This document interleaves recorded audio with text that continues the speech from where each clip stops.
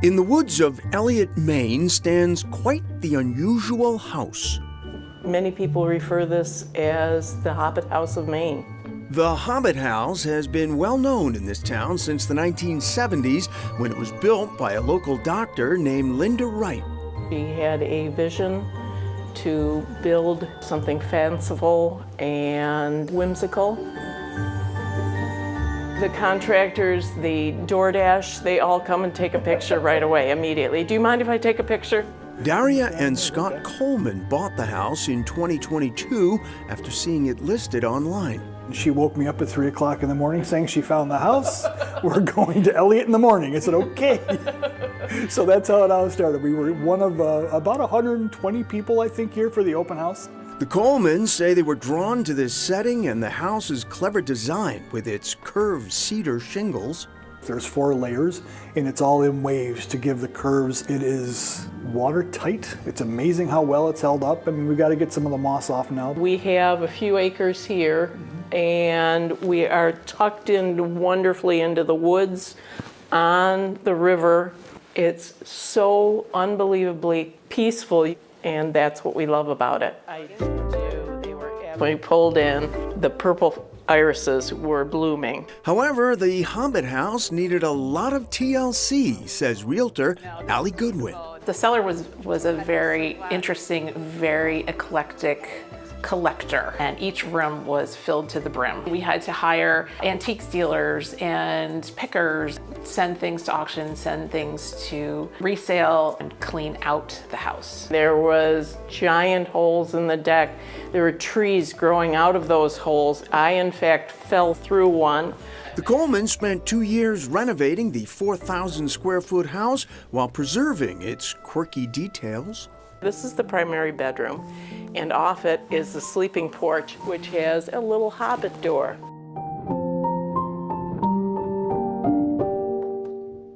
It is really fun as a realtor to be able to take on a property like this and find that perfect steward that is going to see the vision and going to keep it and preserve it. They needed the attention, needed the love. I think to bring it back to life, the craftsmanship that went into it, the time, the dedication, and the vision that she had, it's got to be saved. It just does. In Hampstead, New Hampshire, less house is more house, says Tina Orlando. Gives you more financial freedom to do adventures, invest in yourself a little bit more, potentially take more time off and travel. Orlando and her husband Luke own backcountry tiny homes. They lived in a tiny house for 10 years before launching their business in 2016. The company has built more than 500 tiny homes, says Orlando, who is principal engineer. We'll go as short as 16 foot, and we go all the way out to 38. The widths, though, can change. All of these houses are mobile. Ours are FAS, factory assembled structures.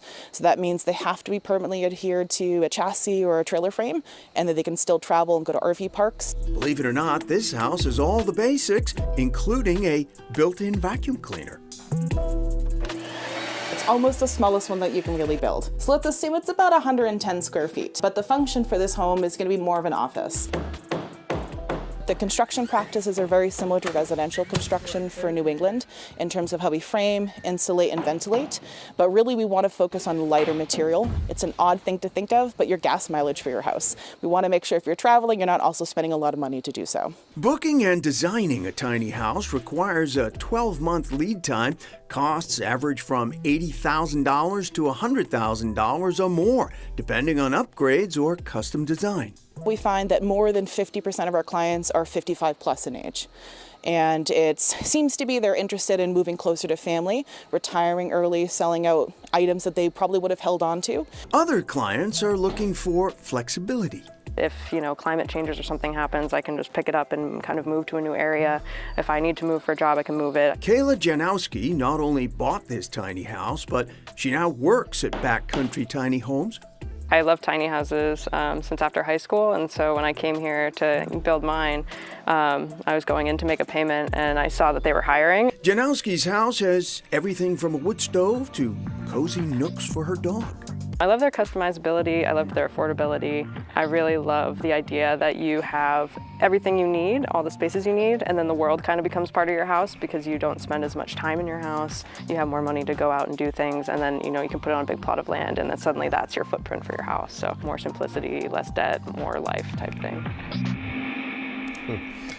And Kayla says she plans to landscape around her tiny house with some gardens, and she's already thinking about buying another one, either for guests or maybe as a workshop. Wow, and Tino Orlando says that Backcountry Homes actually has a build and assist program. Clients can get help with building their homes, and they say this is good because it helps them to understand how they work and maintain the homes.